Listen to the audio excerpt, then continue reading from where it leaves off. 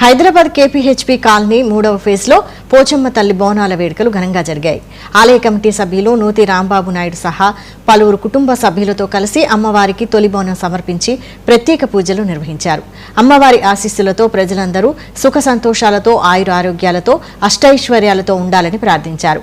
బోనాల సందర్భంగా ఆలయ ప్రాంగణాన్ని కూరగాయలతో అందంగా అలంకరించి భక్తులకు ప్రసాదం, అన్నదానం ఏర్పాటు చేశారు.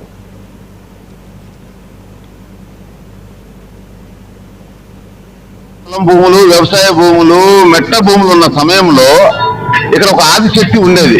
ఆ రోజుల్లో పొలం పనులు చేసుకునే వాళ్ళకి ఇక్కడ తల్లి ఒక శక్తిగా ఉంది అని చెప్తూ ఉండేది. తర్వాత ఒక తమిళనాడు అతనికి ఇక్కడ ఒక శక్తి ఉంది అనేది అతనికి కలలో పడి ఇక్కడ శక్తి ఉన్నాను రా అని చెబితే అతను దాన్ని చిన్నగా దేవాలయంగా నిర్మించాడు. తర్వాత ఊచా రాంబాబు గారు, సతీబాబు గారు, మిగతా ఆలయ కమిటీ సభ్యులు అందరూ కలిసి ఈ దేవాలయాన్ని నిర్మించడం అయింది అమ్మవారి యొక్క ఆశీస్సులతో.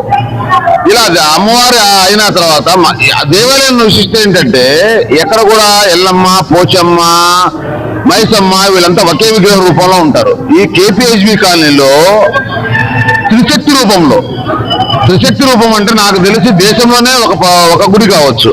ఒక అమ్మవారు 3 శక్తులు కలిసి గ్రామ దేవతలు ఒక దగ్గర ఒక శక్తిగా నిలబడటం ఇక్కడే.